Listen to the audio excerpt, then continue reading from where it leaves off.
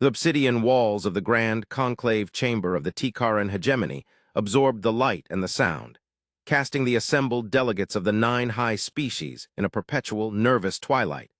A deliberate architectural choice meant to amplify the gravity of the decisions made within its vast, echoing space. Elevated upon the central dais, High Elder Kalar, a being of immense physical density and measured geological slowness, drew a breath that resonated like shifting stone in the unnatural silence. His multifaceted eyes, accustomed to processing the light of a binary star system, currently focused upon the insignificant pale blue holographic projection that floated above the ceremonial obsidian table, a projection of the Sol system, home to the species designated humanity. Around him, the representatives of the hegemony's core worlds, the mercurial chitinous Cathar, the stoic, crystalline Vexnar, and the intensely focused, cerebral Zeldra, shifted in their positions, each movement a political tremor in the tightly controlled atmosphere. The hegemony was not accustomed to uncertainty. Its dominion over the spiral arm was predicated upon absolute technological superiority, and an ancient, ruthlessly efficient political structure that crushed or assimilated any emerging power before it could achieve critical mass. Yet the small, seemingly insignificant species designated Sol 3 presented an enigma, an anomaly that defied every established metric of galactic power assessment. And the resultant anxiety was a low, vibrational hum in the chamber's otherwise funerary quiet.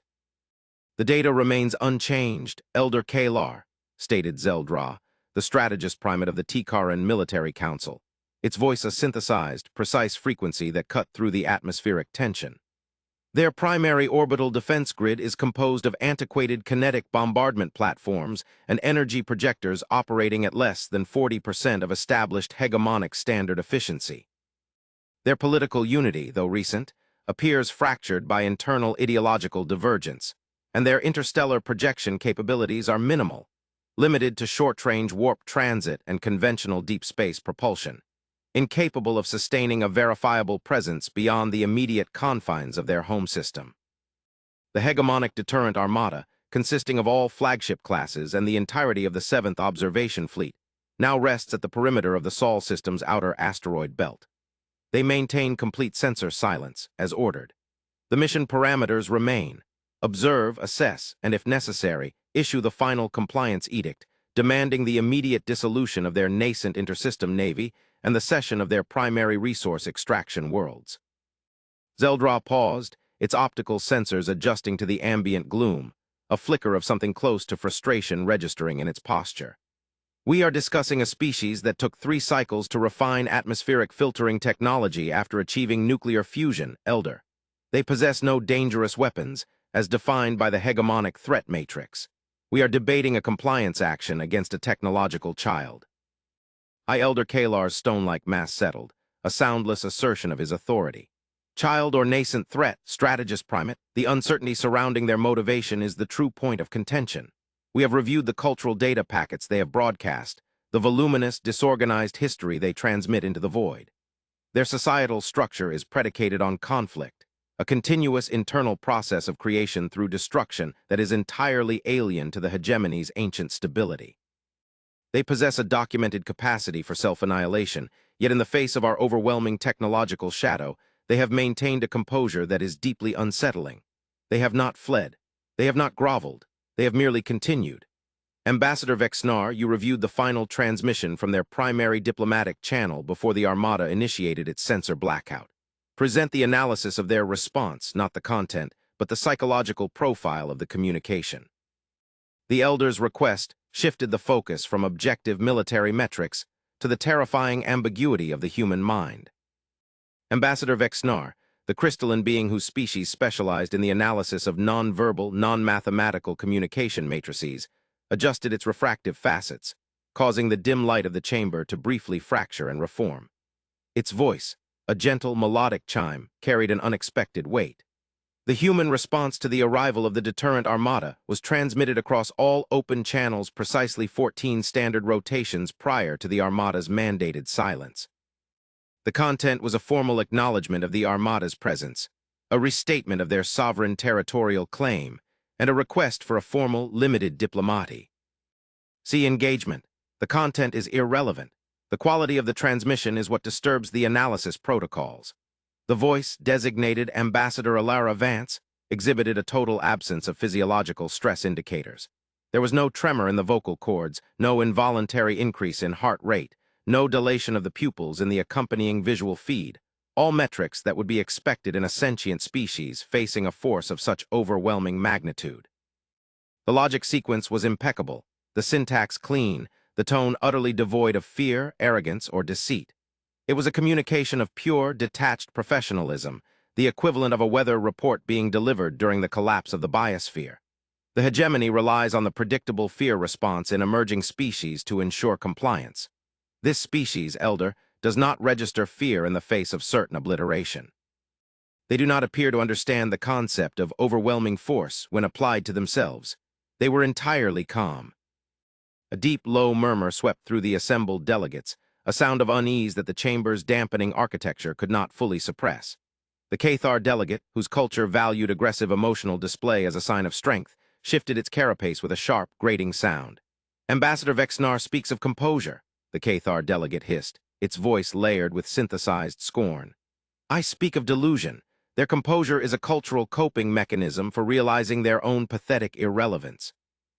They believe they are negotiating because their understanding of power is childlike. They see a fleet and request a meeting. They do not understand that the fleet is the meeting. We must proceed with the edict. Their supposed lack of dangerous weapons is merely a confirmation that they are nothing more than a localized pestilence, requiring only the gentlest application of hegemonic pressure to ensure their quiet assimilation or eradication. High Elder Kalar observed the debate with the quiet, detached scrutiny of a being who has presided over the rise and fall of countless civilizations. He saw the Cathar's impatience, a desire to restore the comforting predictability of hegemonic dominance. He recognized the strategist Zeldra's anxiety, the fear of an unknown variable that defied the established physics of warfare. And he acknowledged the chilling analysis of Vexnar, the unsettling truth of a species that remained emotionally unperturbed by its own imminent demise. The core of the hegemony's power was psychological. It crushed the will to resist before a single weapon was fired. But what happens when the subject species possesses no discernible will to be crushed, only a quiet, illogical adherence to its own internal logic? This was the philosophical precipice upon which the hegemony stood. The edict will be delayed, Kalar declared, the finality of his tone silencing the Cathar. We will maintain the Armada's position at the Sol perimeter. We will observe the human reaction to the prolonged, silent presence of overwhelming force. If in 72 standard rotations they have not broken their silence with an act of submission or an act of desperate aggression, we will initiate the diplomatic engagement on our terms, aboard the flagship Judicator. We will demonstrate our resolve through proximity and technological display, and we will demand the complete and unconditional cession of their hyperdrive technology. We will not be governed by the illogical composure of a species whose primary weapon, according to our metrics, is the efficient combustion of fossil fuels. He dismissed the council with a slight, almost imperceptible movement of his massive hand. But as the delegates began their retreat into the shadowed periphery of the chamber, a sudden, blinding red alert flooded the obsidian walls, a klaxon wailing not in the familiar, urgent tones of an attack warning, but in the low, persistent frequency of a system-wide, catastrophic communications failure. The sound was not loud, but it was absolute, tearing the silence like a physical wound. Strategist Zeldra, having almost reached the egress aperture, snapped back to the dais, its voice now laced with genuine, undisguised panic. Elder Kalar, the Armada. I'm receiving an unverified, fragmented burst transmission. It is designated Priority Zeta Theta Null, the code for an immediate, systemic collapse of all primary tactical function. It originates from the Judicator's core transmitter. The holographic projection of the Sol system flickered, replaced by a live, albeit highly corrupted, feed from the Armada's primary sensor buoy. The image was grainy, distorted, but undeniably revealed the complete majestic formation of the deterrent Armada, a vast collection of the hegemony's most powerful vessels, floating exactly where they had been positioned, their hulls unbreached, their structure intact. There was no sign of battle, no debris, no Y signatures, no kinetic impact scars. They were simply still. Report, what is the status of the vessels? Have they been fired upon? What is the human signature? Kalar's voice, for the first time in millennia, betrayed a tremor of genuine, primordial shock. The Armada is intact, Elder, Zeldra repeated, his voice wavering with incredulity. But the burst transmission, the final data packet, it contains only one continuous, repeating datum. Functional power, null. Propulsion grid, null. Weapon systems, null. Life support, minimal reserve. Hull integrity, perfect. Cause unknown, cause unknown, cause unknown. There is no human energy signature within the entire Sol system that could account for this level of incapacitation. No kinetic weapon, no energy beam, no known exotic field generator in the galaxy could achieve perfect, silent, systemic nullification of a fleet of this magnitude without causing catastrophic external damage. They are floating, Elder, all of them. The entire 7th Observation Fleet, the pride of the hegemony, has been perfectly, silently immobilized. They are stagnant. The Grand Conclave Chamber, designed to absorb all sound, was filled with a silence far heavier and more terrifying than the previous atmospheric tension. It was the silence of a profound, absolute physical law being irrevocably broken, the silence of a species realizing that the very axioms of power they had used to dominate the cosmos were, in the face of a nascent power, utterly meaningless. The humans had not engaged them in war. They had simply removed the hegemony's ability to wage it, without even leaving a scratch. This was not a military defeat. It was a philosophical refutation. Act 2, Human Reveal. The Judicator, flagship of the paralyzed deterrent armada, hung in the dark vacuum of the Sol system's outer rim, a monument to hegemonic hubris. Its bridge, usually a vibrant confluence of tactical data, energy signatures, and the controlled chaos of a fleet command center, was now a sepulchral space of faint, emergency lighting and the rhythmic, demoralizing hum of minimal life support. Admiral Thrax, a formidable Cathar who had never known a moment of doubt in his long military career, stood by the central tactical display, his massive, chitinous hands resting on the cold, inert console, his entire being radiating a shock so deep it bordered on catatonia. Surrounding him, the bridge crew moved with the slow, deliberate actions of personnel trapped in a nightmare from which they could not awaken, monitoring readouts that stubbornly refused to show any change. 0 power draw, 0 propulsion capability, 0 weapon efficacy. They were a derelict ship, perfectly preserved, a ghost in the machine. Admiral, the latest systems check is complete, reported the operations subcommander, his voice a ragged whisper. Every circuit, every conduit, every primary and secondary junction is physically intact. The plasma conduits are unbreached. The reactor core remains within parameters, yet no energy flows. It is as though the very principle of kinetic or energy transfer has been locally negated. The ships are structurally sound, but cosmically inert. We are physically nothing more than several million tons of expensive, highly detailed scrap metal. The absurdity of the situation, being trapped inside an unbreached, state-of-the-art flagship by an unknown, undetectable force, was fraying the very fabric of hegemonic psychological resilience. Then a new signal pierced the deep silence, not the roaring data burst of a tactical transmission, but a narrow-band, low-frequency, perfectly non-threatening hailing signal. It bypassed the Armada's immobilized primary communications array, utilizing an auxiliary sensor node that the hegemony had deemed too primitive to warrant the primary nullification effect. The signal was clean, crisp, and originated from a single, impossibly small vessel that appeared on the tactical display not as a warship, but as a long-range, minimally armed survey craft designated Ethos, broadcasting a distinct human signature, currently holding position at the edge of the Kuiper Belt, a mere few planetary diameters away. Admiral Thrax, pulling himself from the crushing weight of his failure, strode to the auxiliary comms station. Patch the visual and auditory feed through the primary auxiliary screen. Initiate a full, untraceable spectral analysis of the incoming vessel. Subcommander, prepare a Priority 1 transmission to the Conclave. Notify them of the human approach. And prepare a full shield activation sequence, even if the power output is negligible.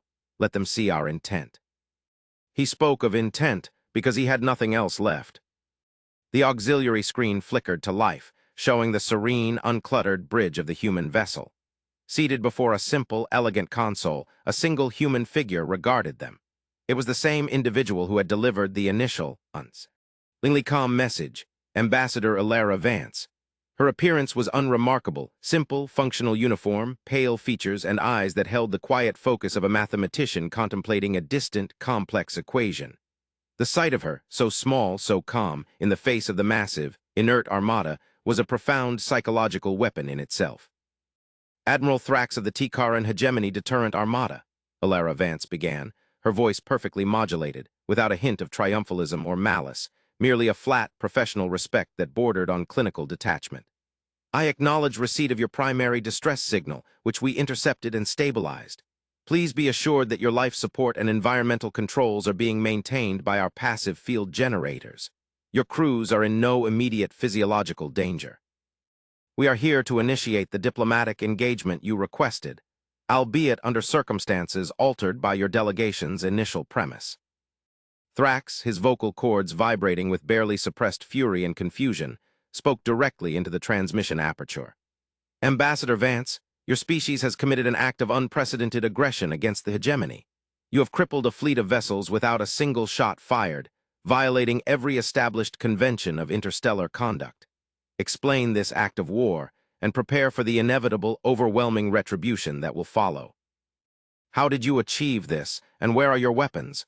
We detect nothing that could have generated this nullification field. Alara Vance inclined her head slightly, a gesture that seemed to convey both understanding and gentle correction, as if speaking to a child who had made a predictable error. Admiral Thrax, I must first correct your premise. Humanity has committed no act of aggression. We have only activated a comprehensive, purely defensive protocol in response to your Armada's documented aggressive intent. You arrived with vessels bristling with weapons of annihilation, with the declared intention of demanding compliance under duress, and with the demonstrated capacity to enact that threat. Your intent was an act of aggression against a sovereign species. We simply neutralized the technical capacity for that aggression to be physically manifested. We did not disable your ships. We simply negated the physical laws required for hostile actions to be carried out against us in this specific region of space. We are not a species defined by destruction, Admiral. We are defined by preservation. Your weapons are irrelevant because we made the act of using them impossible. The silence that followed this statement was heavier than the vacuum of space itself. Thrax was speechless, his logical framework shattered. The concept of an ethical weapon, a purely defensive technology that neutralized the very mechanism of attack based on the aggressor's intent, was utterly foreign to the hegemony, whose entire philosophy was built upon the necessity of kinetic and energy supremacy.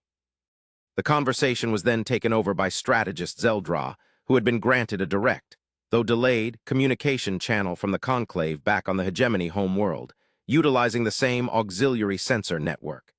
Zeldra's voice was filled with an intellectual intensity that transcended the fear of the moment. Ambassador Vance, the technical impossibility of your claim is staggering. To negate the flow of energy across an entire fleet requires an energy output that would register on every sensor across a parsec of space. What device are you utilizing? What is the physics? We must understand the mechanism of our neutralization. Alara Vance responded with a philosophical patience that was both infuriating and disarming. Strategist Zeldra, you are correct to call it a staggering technical impossibility if you adhere to the physics of destruction. But we do not. Our science is focused on coherence and nullification. The device you seek is not a single point source generator. It is a field, generated by the combined, complex resonance signature of the entire Sol system's defensive infrastructure. A network that is entirely passive until a verifiable, large-scale, hostile intention is registered. The physics is complex, but its foundational principle is simple.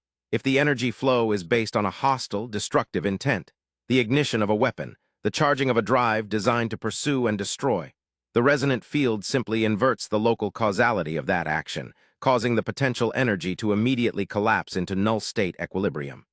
No energy is produced. Only the potential for destructive energy is cancelled. We did not destroy your ships. We merely ensured they adhered to the fundamental principle of non-aggression while they were within the sphere of our influence. We rendered your aggressive capacity perfectly and cleanly inert. Your weapons did not fail. They were simply not permitted to function in the prees. Essay of overwhelming defensive logic. The strategist primate's audio transmission was punctuated by a long, deep intake of ambient gas, a hegemonic sign of profound cognitive recalibration. You speak of intent as a technical parameter, of ethical logic as a physical law. This is madness. What purpose is a species that possesses the capacity to render entire fleets of a superior power inert, yet refuses to utilize that power for conquest or dominance. Why go to such lengths merely to preserve your insignificant patch of space? Why not disarm and join the hegemony, trading this incomprehensible technology for a guarantee of peace and prosperity?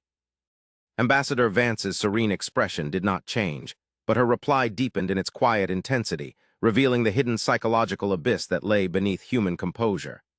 You misunderstand the nature of our focus, strategist primate. We did not develop this technology for you. We developed it for ourselves.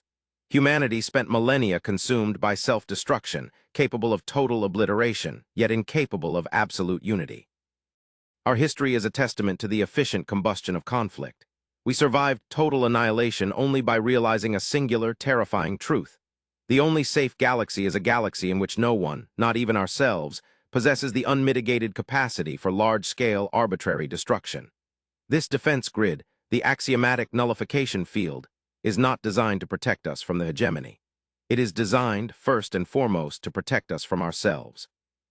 It is the ultimate insurance policy against the terrifying volatility of the human heart. If we, as a species, ever decided to militarize and project our internal conflicts onto the cosmos, this field is programmed to disable every offensive device we possess, just as it disabled yours. You assume our goal is dominance. Our goal is survival. Survival not by conquest, but by the mandatory enforcement of non-aggression, even upon our own violent nature. We were not underestimated by you for our lack of destructive weapons. We were underestimated because you failed to comprehend that we had weaponized peace. This was the core of the human reveal, a large-scale strategic and ethical twist that shattered the hegemony's understanding of galactic power. A species that had deliberately hobbled its own capacity for offense to achieve ultimate defense. A species that had made ethical survival a non-negotiable physical law of its territory. The implication was enormous. Humanity was not weak. It was terrifyingly disciplined, having achieved a level of internal unity and strategic foresight that transcended the hegemony's brute force paradigm. They had solved the problem of existential conflict before confronting the galaxy. Admiral Thrax, listening from the inert bridge of the Judicator, finally found his voice, not with anger, but with a desolate professional resignation. Ambassador Vance, your logic, though alien, is internally coherent. The hegemony has spent epochs defining power by the capacity to enforce its will. You define power by the capacity to negate the will of others to enforce their own.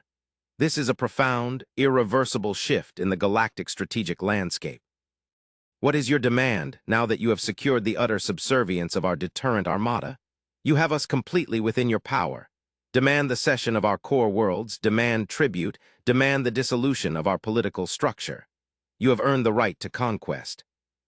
Alara Vance's expression finally softened, a faint, almost imperceptible warmth entering her eyes, a sign of her own species, deep, complex emotionality that she had so meticulously suppressed.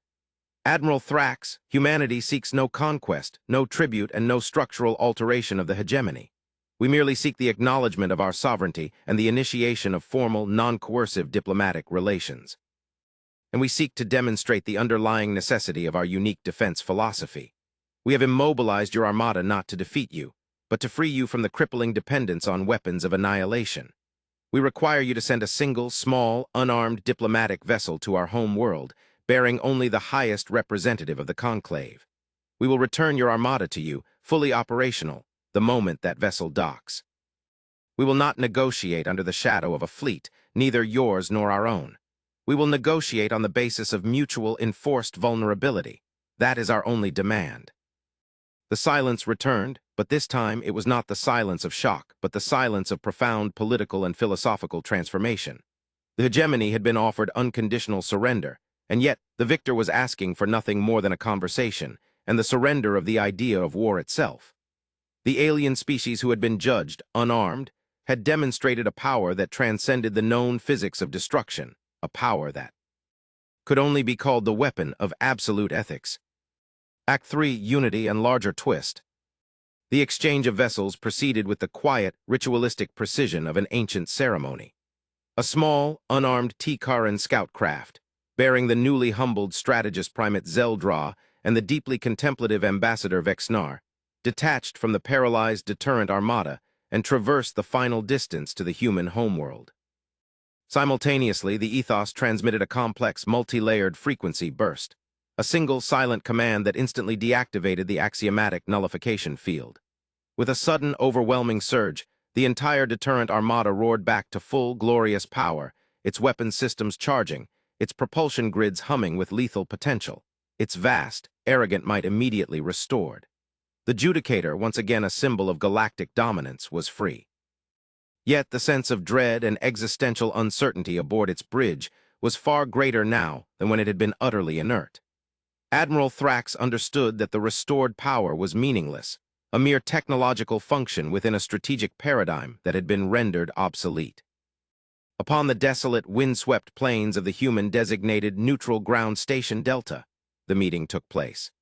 The temporary structure, functional and austere, was ringed not by military forces, but by automated, silent environmental monitoring stations, a constant reminder of the human focus on preservation rather than projection.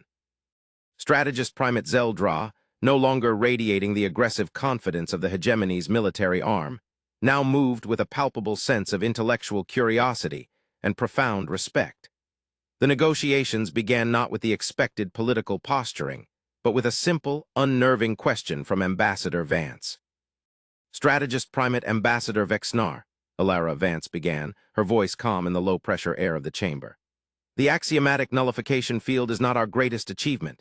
It is a technological stopgap, a necessary defensive boundary until our species, and hopefully yours, can achieve the deeper, far more critical goal, the absolute internal cessation of the intent to destroy. The hegemony has spent countless millennia organizing the galaxy through the fear of the weapon.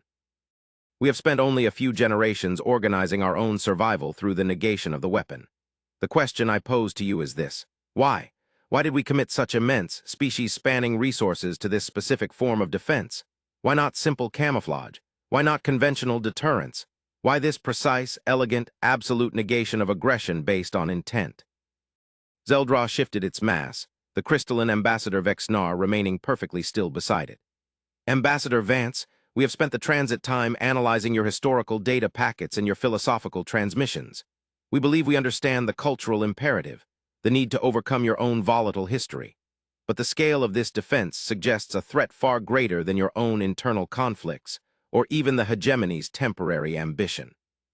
The energy and logistical requirements to maintain this nullification field across an entire system suggest a state of perpetual, existential alert. It is irrational to deploy a solution of this magnitude for a problem of this relative size.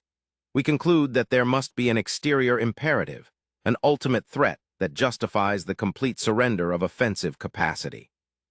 Alara Vance allowed a slow, deep breath to escape her, her eyes holding Zeldra's gaze with a profound seriousness that chilled the air. Strategist Primate, your deductive logic is finally aligned.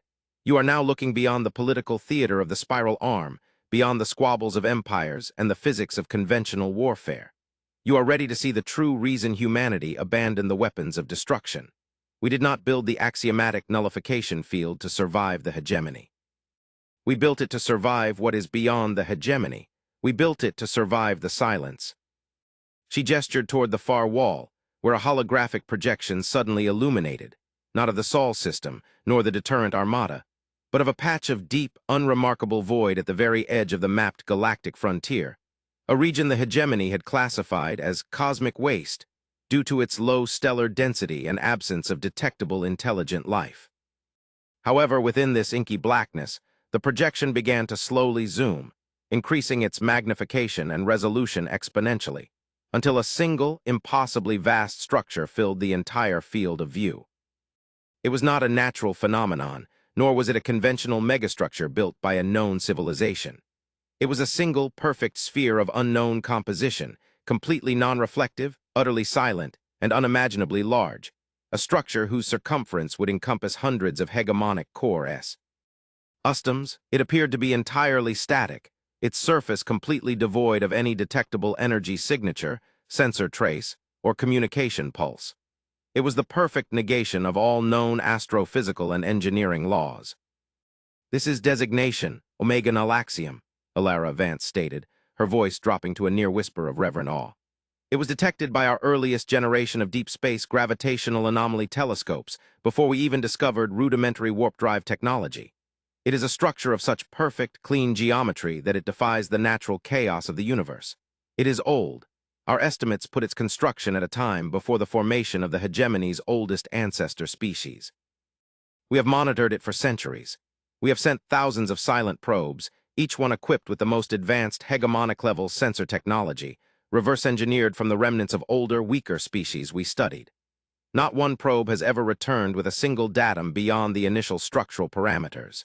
It simply absorbs everything: kinetic, energy, matter, and even, we believe, information. Ambassador Vexnar, the crystalline being, broke its long, stoic silence, its melodic voice now strained with a sudden, profound terror. This is impossible. A structure of that mass would exert a gravitational influence that would distort a substantial portion of the galactic plane. Our astrophysical models would detect it immediately. Why do we have no record? Why does it not appear in any hegemonic sensor archive, spanning all epochs and territories? It does not register because it has achieved the same technical state of perfect, intentional negation that we achieved with our axiomatic field. Alara Vance explained, the emotional weight of her words pressing down on the two alien delegates. We believe it is shielded by an artificial field that not only nullifies energy and matter, but also locally negates the fundamental constant of gravity, allowing it to maintain its perfect, unnatural position without disrupting the natural flow of the stellar forge. We call it the perfect nullification barrier. It is a technology so advanced that it is indistinguishable from the silent, immutable laws of the cosmos itself. And for centuries, humanity stared at this silent colossus, this proof of ancient, incomprehensible power, and realized a terrifying truth. Someone built this structure. Something was so utterly terrifying that the only defense was a sphere of perfect, unassailable, absolute negation, built on a scale that defies imagination. We did not build the axiomatic nullification field to fight the hegemony, strategist primate. We built it because we saw the omega null axiom and realized that the ultimate survival strategy is not to possess superior weapons, but to achieve a state of being that is utterly, perfectly non-hostile and utterly, perfectly non-reactive.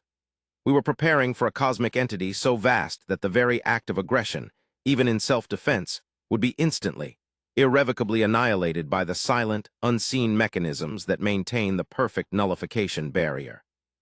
The true nature of humanity's obsession was revealed. They were not focused on galactic politics. They were focused on an existential problem that transcended the entire history of the spiral arm. Their internal conflicts, their struggles for unity, their philosophical obsession with ethical logic. It was all a frantic, desperate rehearsal for an encounter with the silent, perfect power of the omega null axiom. Zeldra staggered back a step, its intellectual focus momentarily overwhelmed by the sheer, terrifying scale of the revelation. You mean that your entire defensive posture, your entire technological path, your entire political unification was predicated on reverse engineering the defense system of a dead or vanished power, built to withstand an unknown, unseeable cosmic threat. That you willingly disarmed yourselves of offensive capability in a hostile galaxy, simply to ensure that you would be non-reactive to this. Precisely, Alara confirmed, her voice now a vessel of quiet, deep pride. The hegemony saw us as a weak, disorganized child easily brushed aside. You saw our lack of conventional weapons and concluded that we were unarmed. You failed to see that we had weaponized the only thing that matters in the face of true cosmic threat, our resolve to be non-hostile, our absolute ethics, and the logic of perfect defense. We believe that the omega null axiom is a defensive measure, or perhaps a prison, built by the architects of the void to contain something so destructive that only total, silent nullification can survive it. We sought to make ourselves invisible to that mechanism, to make ourselves ethically and technically non-threatening to the unseeable warden. The axiomatic nullification field is not a weapon against you. It is a key to unlock the knowledge of the ancients, a universa. A declaration of non-intent in a galaxy that understands only aggression. Your armada, strategist primate, was merely a necessary local test of our system's capacity to enforce the law of non-aggression, even against a technologically superior opponent. The subsequent negotiations were no longer an exchange of demands, but a frantic, existential sharing of intelligence and resources. High Elder Kalar, having received the relayed data from Zeldra and Vexnar, arrived personally at Neutral Ground Station Delta, stripped of his ceremonial regalia, his ancient, stone-like body radiating a sense of humbling that was unprecedented in hegemonic history. The hegemony, now exposed as a civilization of brilliant children playing with dangerous toys in the shadow of true cosmic power, immediately agreed to an alliance with humanity, not as conquerors or as equals, but as students of a necessary existential lesson. The hegemony will dissolve its deterrent armada and reconfigure its entire military apparatus into a defensive, observation-focused infrastructure, mirroring the fundamental design principles of your axiomatic field, High Elder Kalar declared, his voice heavy with the weight of this galactic, irreversible decision. We will pool all of our scientific and logistical resources to assist humanity in the complete analysis of the Omega Null axiom. You have taught us that the true power of a civilization is not the capacity to destroy, but the unyielding, logical, ethical will to survive the destruction of the cosmos itself. We apologize for our arrogance, Ambassador Vance. We apologize for the assumption that a species without conventional weapons was a species that was unarmed. We were wrong. Terribly, catastrophically wrong. The fleet we sent to destroy you, the 7th Observation Fleet, now stands ready to join your silent, desperate observation of the infinite void. Ambassador Vance looked out at the desolate landscape, the pale blue sun of Sol setting on the horizon, casting the world in a wash of gold and violet. She saw not the fear of the Tikaran hegemony, but the hope of a newly unified, ethically armed galaxy, finally ready to face the true, silent threat beyond its borders. The ethos, the small, unassuming vessel, was a symbol of this new frontier, a frontier defined not by the roar of cannons, but by the quiet, terrifying, and ultimately hopeful logic of human ethical resolve. The galaxy had been saved not by a weapon of annihilation, but by the weapon of absolute peace. The aliens had called them unarmed, but humanity had simply chosen to wield the one weapon that could defeat all others, the determined, philosophical refusal to raise a hand in anger, backed by the undeniable power to enforce that quiet refusal on an entire galactic empire. The true battle was not external. It had always been within the heart, and humanity had won it before the cosmos even realized the game had begun. The silent, colossal sphere of the Omega Null axiom waited, and for the first time in millennia, an entire arm of the spiral galaxy was finally, truly prepared to watch and wait in turn.